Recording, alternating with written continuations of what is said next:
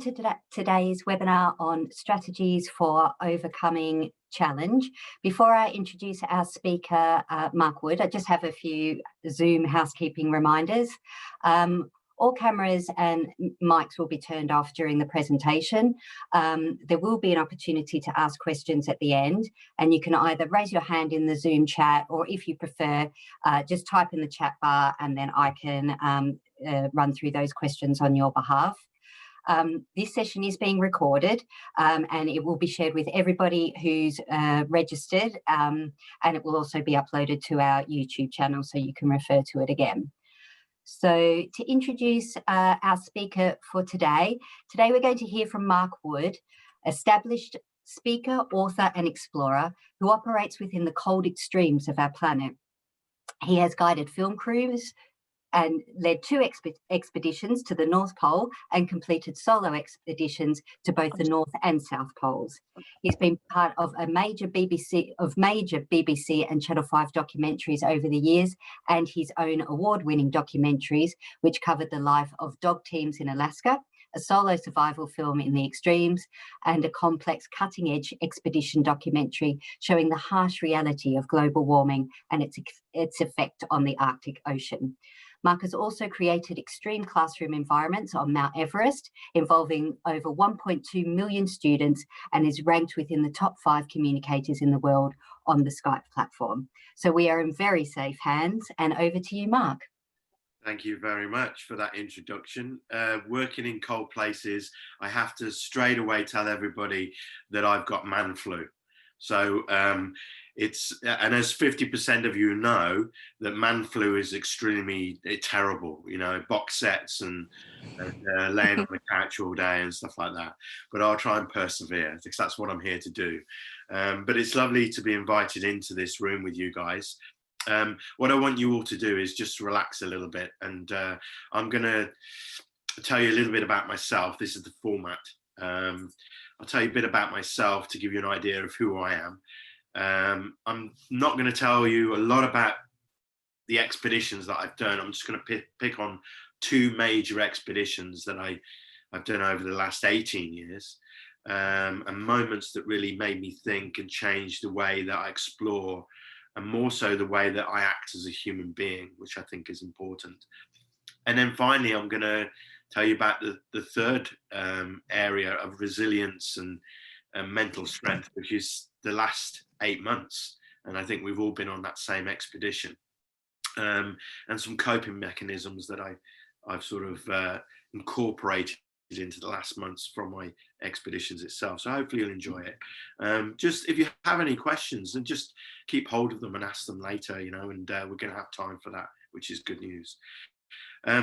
So I've got a military background, I've got a fire and rescue background, and now for the last 2 decades I've been dedicating my life to exploration, polar mainly, but also mountain exploration as well.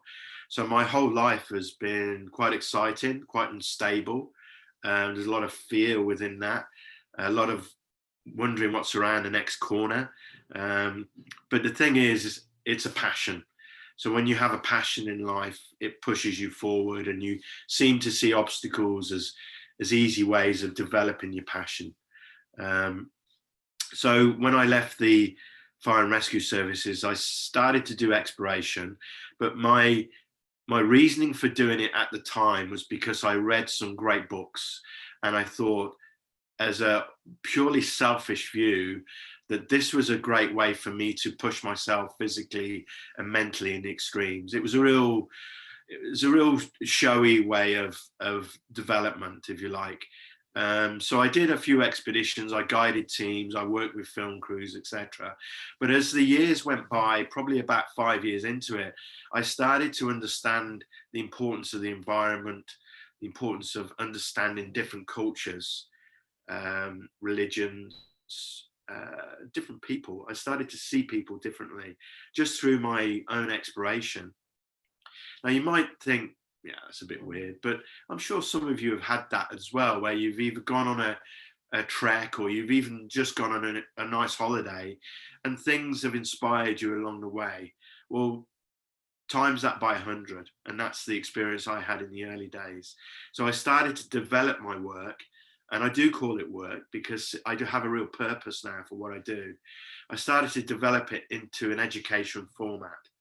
um, I linked with the rival to this company, which is Skype, and started to use that. As Skype was 3 years old, I started to use that in the extremes. As an example, on Mount Everest in 2013, in a place called the death zone, where the body is closing down, you've got 30% oxygen, probably around about 7,500 meters up. As people are struggling to climb the mountain itself and thinking about the next breath or the next step that they've got to take, that's what they've got to overcome.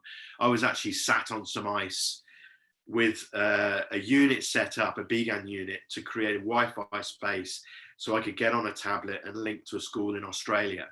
And in Australia, there was 200 children sat in the sports hall watching me live in the death zone, or an explorer live in the death zone on Mount Everest. We understand that concept now because we've seen astronauts do it. We've seen people do it from the extremes. But I sort of tried to do this in the early days. And it really does touch people. It touches young people to think differently about life and to understand themselves and the importance of what they do and how they act in front of others. Very simplistic learnings. And we developed that over the years. We went from, I think on my 4th expedition, I linked from the Northwest Passage to young people in my old school in Coventry. That's where I'm from. There was 20 young people in a classroom, 2 speakers. I was on a satellite phone crossing the Northwest Passage in high Arctic Canada, and I was just speaking to them. And this was back in 2005, I think. And they were asking questions of me. Well, from those 20 young people in 2005, last year, 2019, I linked to 1.2 million students worldwide. So that's my reason for exploration. But there lies a problem, because how do I engage with young people on a vast scale like that? If I start talking about environmental issues or learning issues, development, it will differ from country to region, depending on climate, etc. So it is a very difficult thing. So I just come out with 4 things, that's all. The first one is something that I think, if I was going to teach anything to young people, it would be just this one thing. And I say young people, but I think it will resonate with the adults in this room today. It's just having a respect for yourself. So there I am at the North Pole or on Everest or wherever I am in the world, and I'm saying to people, this is how you can enjoy or improve or develop through life, is just having a singular respect for yourself. Understand that you're different from everybody else. You may look different, you may be a different size, you may be this and that. It doesn't matter. It matters what's inside. And I think that young people especially, get overawed by how they look, how they are. And I think they need to dismiss that and be themselves. I love it when people are themselves. It's very colourful and inspiring. So that's the number one thing I want people to learn. The next thing is have an equal respect for the environment, because we live in a world which is ever changing. And then it's about thinking differently about life. I said that I'm from Coventry, which is the centre of the UK, as most of you know. So how do I come an explorer, a soldier, a firefighter? How do I do all these expeditions and come up with these journeys? Well, I look down the path of life, then I look slightly to the side of it, which is a strange way of saying it. But I do see life slightly different, and I see different opportunities and ways of pushing my brand out uniquely to a young or a developing audience. And the final thing is something that I struggle with, because I'm a middle-aged man, and that's about having fun. I think that you can go through life pushing yourself, getting sort of too ingrained in what you're doing to the point where you get depressed, or you're walking through mud, you know, you're trudging through mud. And it's about stepping back, stepping away from the situation, moving away, getting a clearer idea of what you're doing, and trying to add a little bit of fun into that. All the teams that I've worked with throughout my whole career, outside of education, have all been about being professional, working with great teams, development, and wearing the right equipment, and but also about having fun. They add that into it as well. It is a big major part of it. Um, one of the points that I want to bring out is, might be a bit sensitive, but I was training a team back in 2006, and one of the members of the team was, this is in high Arctic Canada, and they were very depressed because they'd had a family member die in a war, and they came away to do an expedition to basically see something different about life, but they were disjointed within the team, and it was upsetting the whole team. So this is a case where you've got one individual that is really sort of unbalanced to the team because of their own issues, and I'm sure that a lot of you have seen that. So what I did was one night, I walked her out of the tent, and we just went for a walk. And we walked for about 300 meters, and I was just chatting about anything but what we were doing or her situation. And then we stopped, and I turned around and I said, look at the tent. And the tent was that big against the white void of the Arctic. And I said, all your problems are in that tent. What you need to do is come away from it and get a fresh perspective of what you're doing. And I think she got quite emotional, and I walked away and let her be on her own. But I think sometimes you need to do that. You need to walk away to understand what is important at the end of the day. Two areas that I want to touch on that really changed the course of exploration for me, and how I view what's important about success, really. In 2013, I already mentioned that we were doing an ascent of Mount Everest. I'm not a mountaineer. I'm a polar explorer. That's what I feel comfortable in doing. But I'd spent 72 days on the mountain developing this education program for young people. 10,000 young people across the world were following the journey, and literally following the journey. They were every day, they were linking in, they were telling the team what to do. We had a camera crew there, and it was a real insight of how modern day exploration is captured in real time. And we were doing the final ascent. So we reached 8,000, just below 8,000 meters on a saddle at Camp 4. We've gone through the death zone. We're still operating in the death zone. And we were doing the final ascent. And as we stepped out of the tent at 8:30 in the evening, I felt pretty good. I was tired, obviously, because you're operating up there. And we started to do the final ascent of Mount Everest.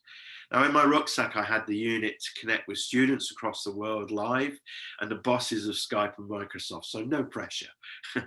And I reached to within 200 meters of the summit, having been 72 days on the mountain. And the lead guide dropped to his knees and fell against the mountain, slumped against the mountain. And there's only 4 of us there.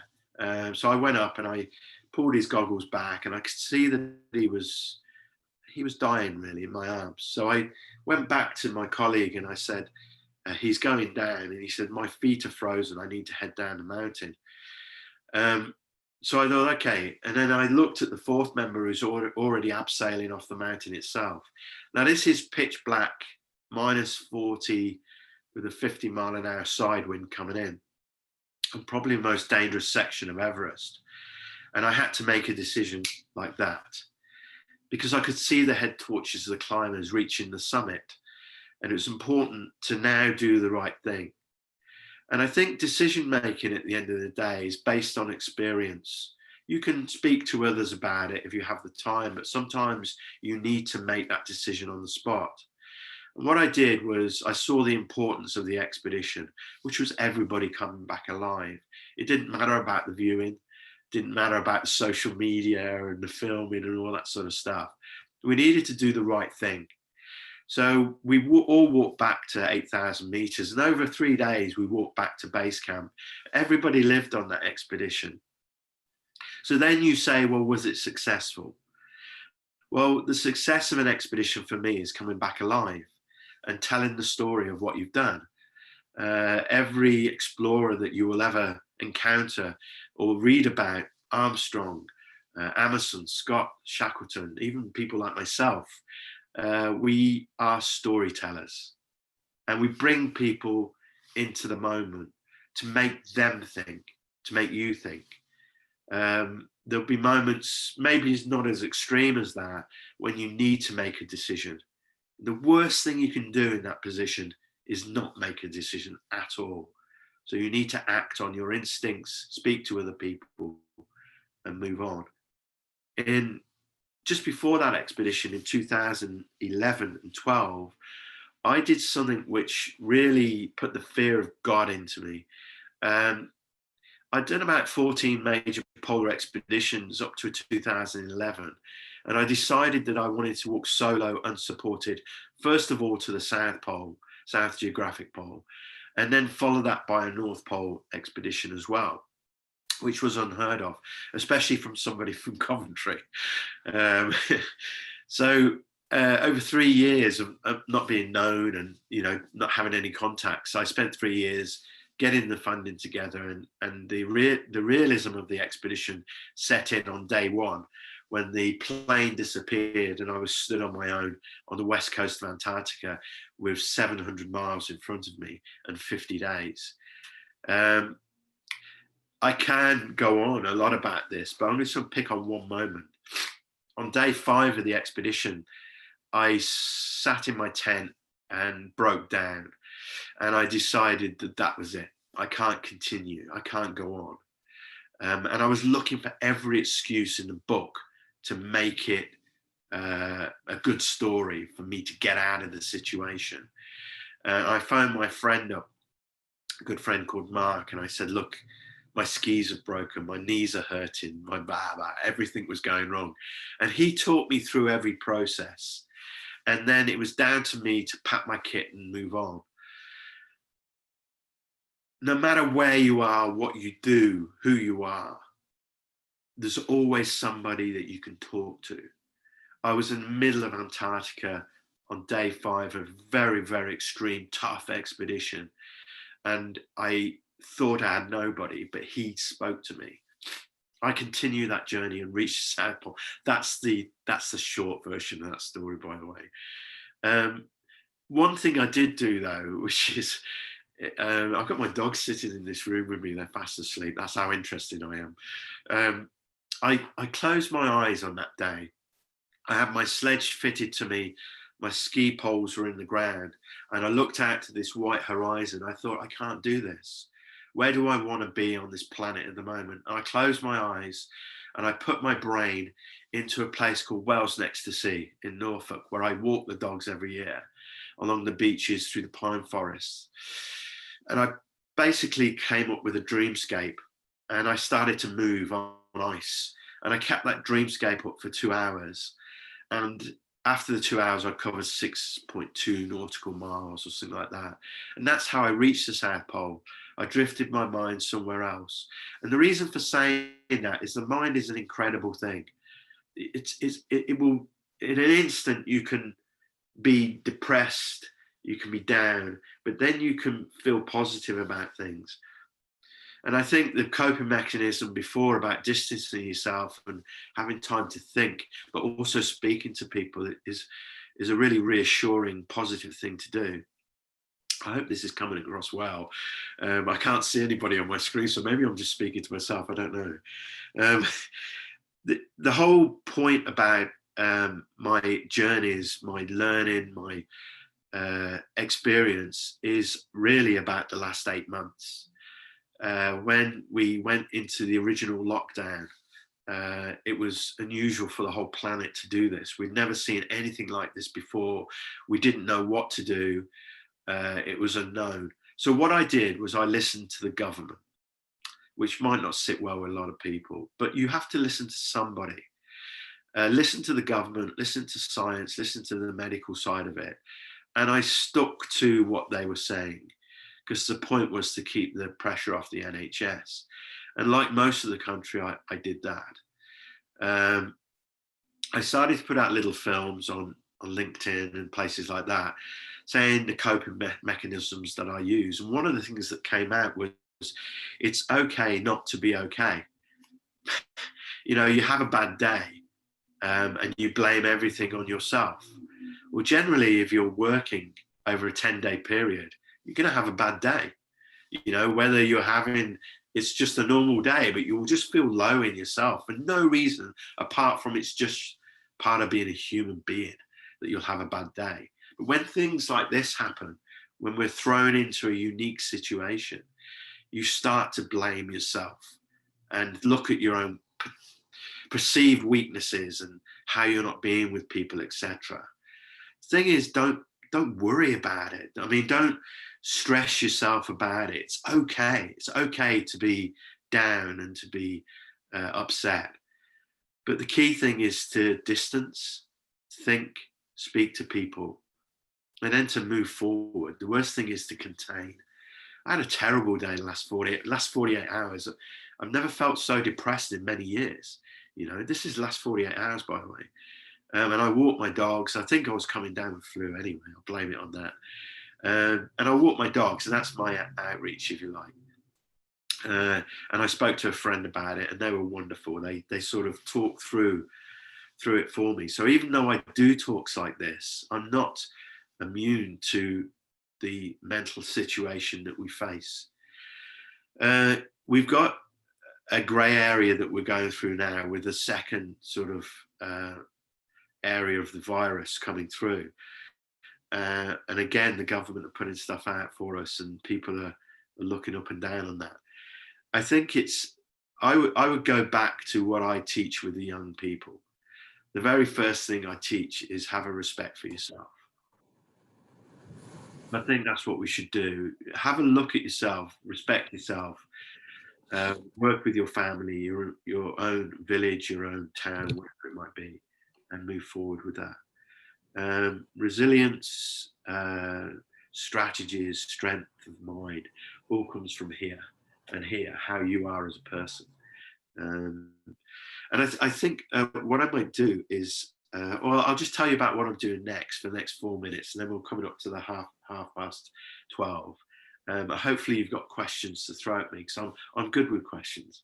What I'm doing next is I'm planning, and I've been planning over the last 8 months, is how I've been keeping myself busy. I've been planning my next journey, which is going to be 100 days alone in the Arctic. So double what I did last time.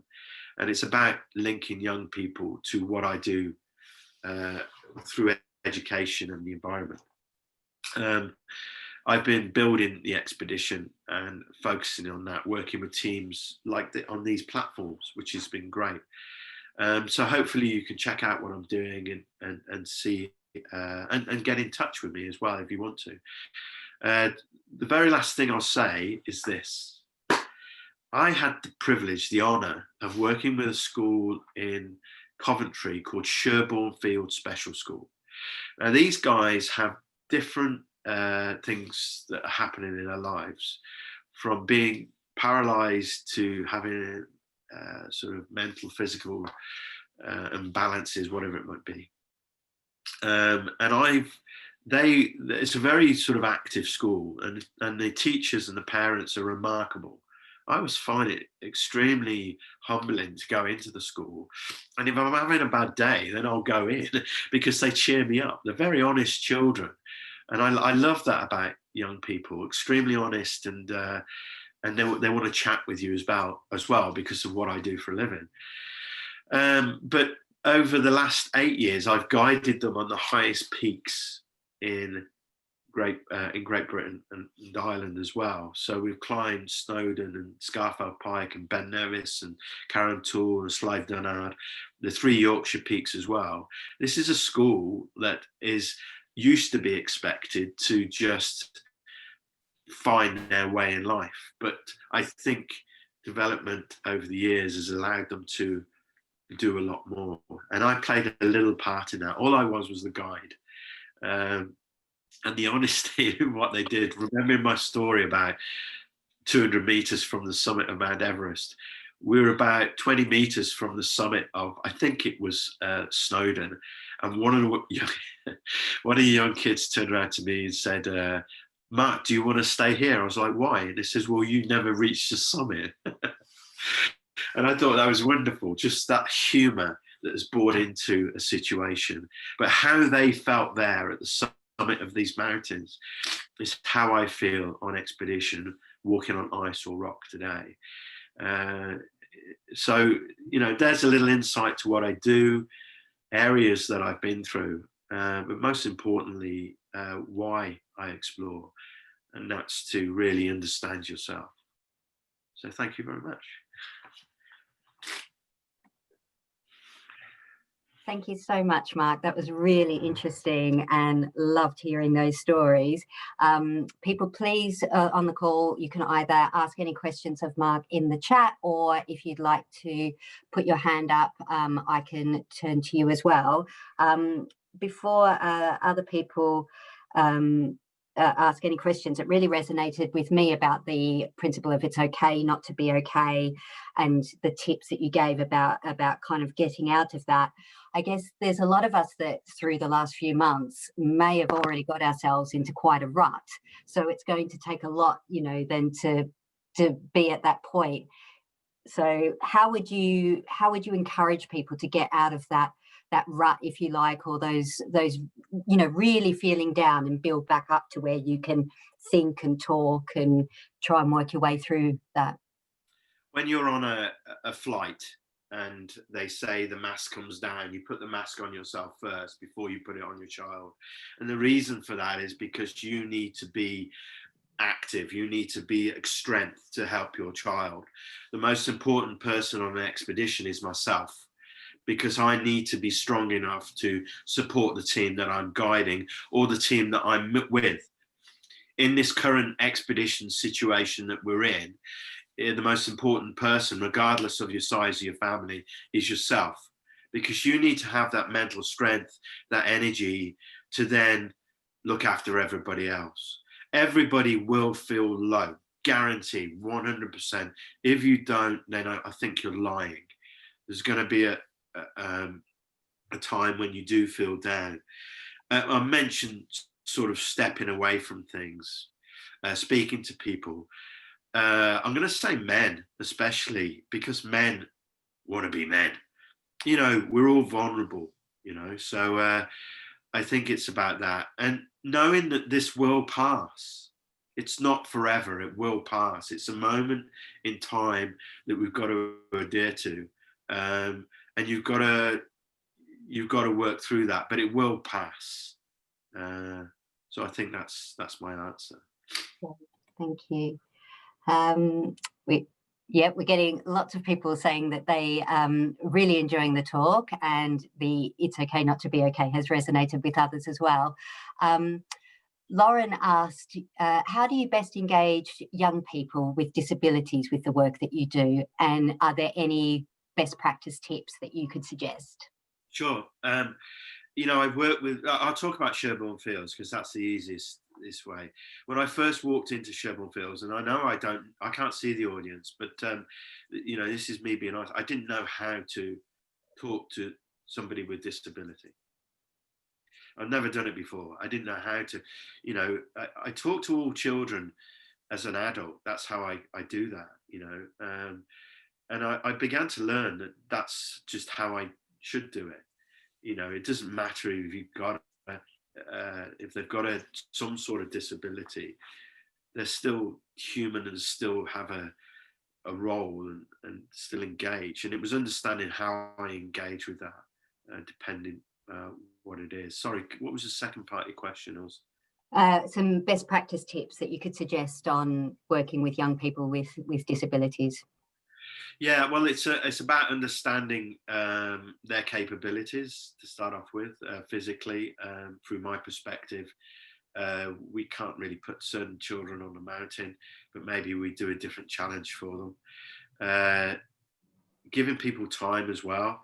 Um, People want things rapidly. The conversations, actions, and that they're not rapid usually with young people with disabilities. It's usually they've got to get a grasp of what's going on. This is my understanding. So it's having patience, having the time, putting in a dedication of time for people. One of the things as well that I learned on the mountain was I said there was a young boy, I was always remember him, he hated the mountain. He really hated climbing it, but he just kept on climbing. Um, and then, but he didn't know when to give up. He didn't know how to give up. He wasn't going to give up. But that was a lesson for me because I needed to tell him when to give up. Because some of these young people, they have a challenge every single day of their lives. So when it comes to climbing mountains, they don't moan because they have that challenge built in within them.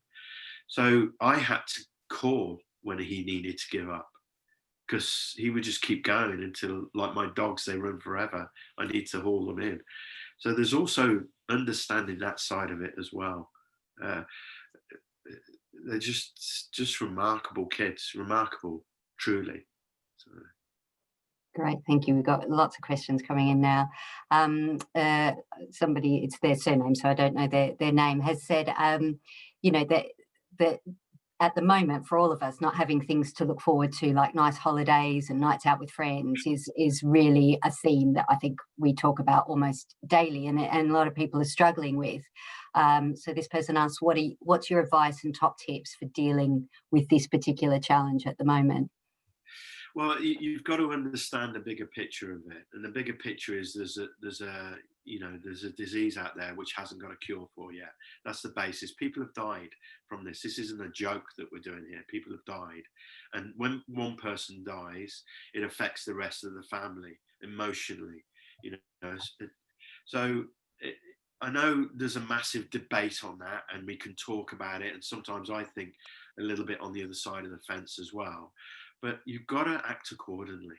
That's it. The government, I think, have done really well. This could have turned into there could have been riots on the streets and stuff like that. I think what they're saying is originally they were saying stay at home, we'll pay you to stay at home, and people referring to the war and how people went through the war with difficulties and that, and how we should learn from them. It is very different. I think you should just have it, be respectful and just act accordingly. Going out to parties and things like that will come later on when it passes.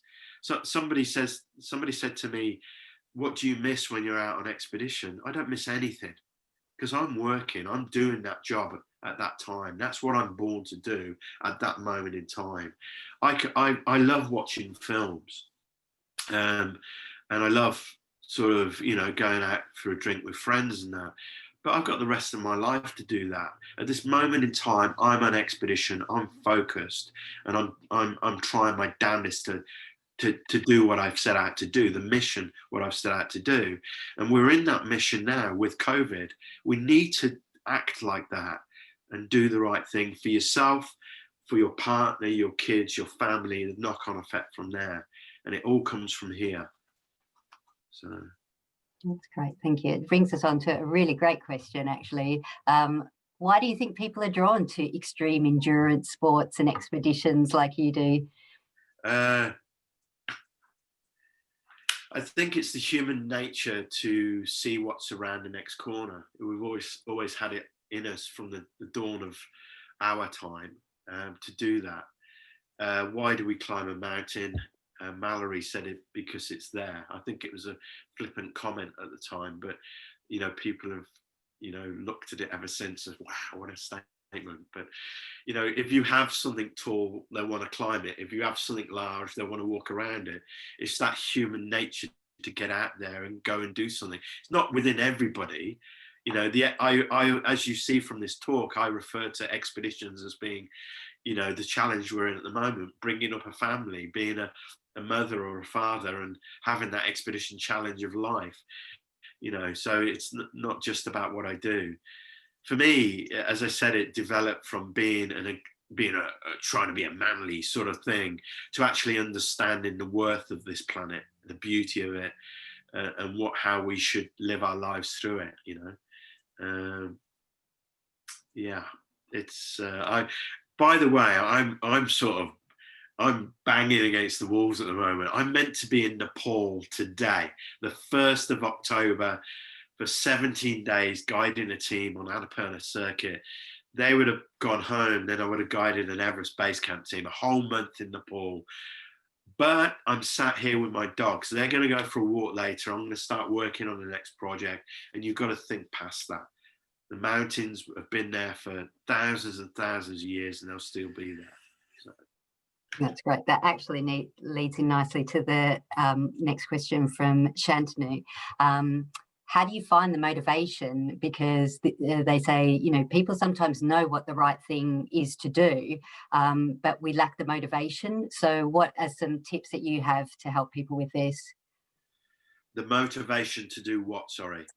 Just, I think this person says about the right thing to do, but I think, you know, I read that as, you know, I need to go for a run this afternoon, or, you know, to be able to pick up the phone and speak to someone, you know in your head what are the right things to do to, I guess, care for yourself. I guess it's about how to motivate yourself and drive yourself to look after yourself, I guess. That's fine. Yeah, first of all, you're going to have an off day, as I said. You're going to have a lazy day. You're going to have a day when you're just going to throw a few films on, and that's fine. You know, do that, because don't feel guilty about doing it, but don't do it all the time. Life is there to live, you know. So the motivation to do it, yeah, it's a strange one. Being, you know, I realized I wasn't going out to Nepal. I lose weight when I go out on expeditions, and I put a bit of weight on. So I started to look at how I lose weight back in normal society. I've never had to do that before. So I started to, and that's a hell of a motivation to do that, and to train and to you know, this is my little black book where I write down lists and lists of what I need to do. My list at the very start of the book is the list I've got in the middle of the book. So it's very difficult to go through it, okay? We're human, and the person who asked the question hopefully is laughing, because it's kind of, you know, I'm not that motivated person, but I do prioritize, really, and you need to look at that. Maybe prioritizing things is the main thing to do. What do you need to do next? What's the most important thing to do in the time frame that you have? You know, things I said right at the very start of COVID, coping mechanisms are very simplistic. Get up in the morning. Get up in the morning. Don't get up at midday. Get up in the morning. I'm sorry, this sounds really basic, but have a wash. You know, keep yourself healthy. Go for a walk. Speak to another human being, and then your day will work itself out from there, really. So stay healthy and have a routine. The key to solo exploration, to people who are held in captivity, people on their own, people who live on their own, the key to motivation is routine. So get up in the morning, have your breakfast, have a shower, set yourself something to do, get out and do it. If you've got nothing to do, go for a walk, go to a coffee shop, come back, meet people, say hello, smile, have that interaction. Routine is a real key to survival. No, that's great. Thank you. And I think those routine, it's a simple thing to do, but you don't need to beat yourself up. It's about getting up in the morning, or, you know, it's something just to get to that next stage, I think. So it's part of that self-care as well. Just one more thing, sorry. When I'm planning my expeditions, because my expeditions are massive, and I have, you know, the next one we're going to have is going to have, you know, hundreds of groups of young people around the world engaging in this expedition. I've got the logistics, the filming, massive documentary attached to it with some big names like Tom Hardy and people like that. So really big sort of projects that I set out to do in my little house that I live in. The most effective way to do things is the simplistic way. So make your plans extremely simple.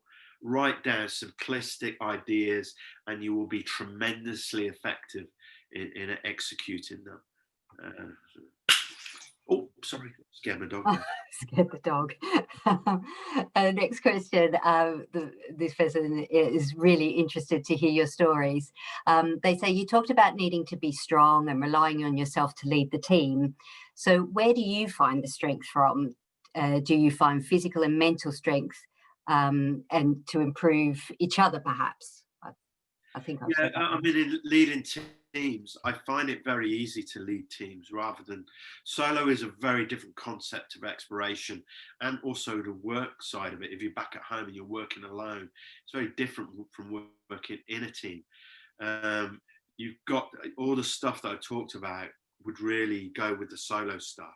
But I'm known for solo work, so I can throw in loads of different comparisons. I find guiding a team is a little bit easier. Of course, I look after myself, but then a lot of my energy goes into making sure people are okay. And you know, I could go into lots of that, how we do that, but that's not relevant really. But it's yeah, I enjoy guiding teams. I enjoy seeing people develop over a short period of time, 10 days on the mountain. I'll never be able to do this. I can't do this. You see them change. And it's usually the people who are doubting themselves and who look like Mr. or Mrs. Ordinary, but are still excited about the expedition. I love those type of people because they will get the most out of the expedition. People who are like different to that, they're the ones who you've got to rein in. I suppose in business, it's people who come with too much experience are the ones that are like, okay, well, this might be good. It might go the other way. But if somebody's there keen and will soak up everything that you say and look at and have the foresight to go and develop different ways as well, they're the people that you need. People with energy and can look at things differently, etc. I like those people. People who just sit in a corner quietly. You all right? Yeah. You're looking forward? Yeah, I am looking forward to it. Great. That's a great start. So, you know, I love those sort of people. The guys I guide with Sherborne Fields, a special school, they teach me so much. They really do. They keep me humble. They keep you on ground level. You know, and it's I get so much out of it. When I'm down or I'm being grumpy, because I'm 53, I'm allowed to be grumpy. People go to Sherborne Fields, go and work with them. For Christ's sake, go and spend a day with them. Sorry. No, that's great. I think you've touched on something, some of those points there, but could you maybe just talk through what you think are the qualities that make a good leader? So I guess recognizing people's different needs, but yeah, what do you think? A good leader for me, people say lead from the front. I lead from the back, meaning that, I mean, on expedition, if you're the only one who can navigate, that changes it. But generally, I think leading from the back means that you have the skills and the ability to be a great leader, but you don't have the skills or the ability to be great at the project in certain areas. So the people who've been brought into your team might be really good at marketing, might be really good at creativity, whatever. Let them get on with it. So leading from the back means you stay back and you look at the objective, the goal, but you're allowing them to develop the project as it goes and you oversee it. You don't micromanage it because that suffocates their creativity. You allow them to develop as they like. And if you do that, two things happen. One is that they feel relaxed enough to come and speak to you as a leader. Oh, I'm not too sure how to do this. That's what you want. Because you go, okay, well, let's take it to this team. You don't want them to go on and make a mess of things because they're afraid to come and speak to you. And the other thing is you'll have a happier working environment because everybody's going in there utilizing their own skills. So it's about adding communication to that as well. It's a real skill to have, to drop back and go, to be honest. You know, honesty is a big thing with me. As soon as you're dishonest, as soon as you're caught out, that's it. Everybody will know and they'll go, oh, here we go. So it's about being honest as well. Just say, look, I'm good at getting there. Let's work together to get there. Hopefully that makes sense. Yeah, I think so. And if anyone wants to ask any more questions from that, just please put it in the chat. Another question here, I think this person is asking from their own experience. How do you think we can encourage kids away from their phones and into nature? I love modern technology. I think it's great. I think that we're in a period where we're like, like anything new that comes in is being criticised and pulled pillar to post. I think in time there'll be a balance where like myself, I use modern technology, but I also breathe and look at the environment. What I do on expedition is when people are going along and they're doing this challenge, I get them to sit down and put everything away, cameras, everything away. And especially in the Arctic, I remember once I got them to sit down on their sledges and we were looking at this beautiful white horizon within the extremes of the Arctic. And they were all looking at me going, what are we doing? What have we done wrong? And I just said, just be quiet, just be quiet. And we all looked out to the horizon and it was just a deafening silence, whereby if somebody moved their jacket, it would have echoed. And what they got out of that was the purity of where we were, the isolation, the serenity. So I think people need to have that. I was in a garden with a friend of mine, her daughter, and she was playing on the swings. This is on Monday, and they live in the country. And she was rattling away as a 6-year-old goes. And I love talking to 6-year-olds because it all comes out.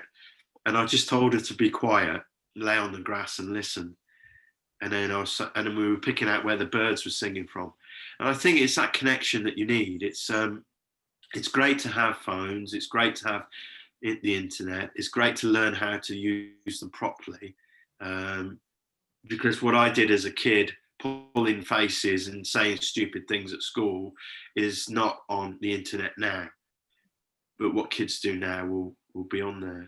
So there needs to be a learning and an adult sort of parental guidance. But I think children need to be shown the worth of the planet and what's around them. Wow. Well, thank you. So if there's any final questions, we're coming up to the close now. I had to ask, particularly, although I've been over here for a while, as an Australian who's facing a winter lockdown in the UK, what are your plans for winter and getting through if we have to stay home and stay isolated while keeping, I guess, mentally and physically motivated and active? Yeah, that's good. Well, before you said that last bit, I was going to jokingly say I'm going to Australia, but you can't. No flights going to Melbourne. I'd love to. Well, the seasons change. Look at the beauty of the seasons. When it gets cold, you just put another jacket on and go and walk in the fresh air and see the air coming out your mouth. It's just a wonderful part of the year. I talk from an area where I live in a village. I live in the country, so that's the perspective I've got. I realise people are in cities and maybe in sort of high rises or whatever. You've got to have those elements of respect the environment, think differently, have fun. This will pass. Don't be afraid to be down. It will happen. Communicate with friends. Don't feel alone. There's always somebody there for you to speak to, especially if you're a man and you don't want that side of it. Don't be that person. And mental health is a big problem nowadays. Be somebody you can find, somebody you can speak to. And if somebody speaks to you and say, I feel down, listen to that because they're reaching out to you. No, that's great. Thank you. So I think that's everything for today. Thank you again so much, Mark. The comments, people have really enjoyed our time today. I think I've got this right, correct me. Your website is markwood.com? No, it's not. No? If you go on that, you'll find a violinist or a cricketer. No, my website is markwoodexplorer.com. My bad, Mark Wood. I'll put it in the chat. They'll be looking at it and going, this guy plays cricket. He played for England, so. Okay, I'm glad I Quite got handsome that. as well, so you'll So markwoodexplorer.com. So thank you to everybody for joining today, and thank you to Mark. We will be sharing the recording of this, and I wish everybody all the best over the foreseeable future. Okay, thank you. bye-bye. Keep safe. Bye.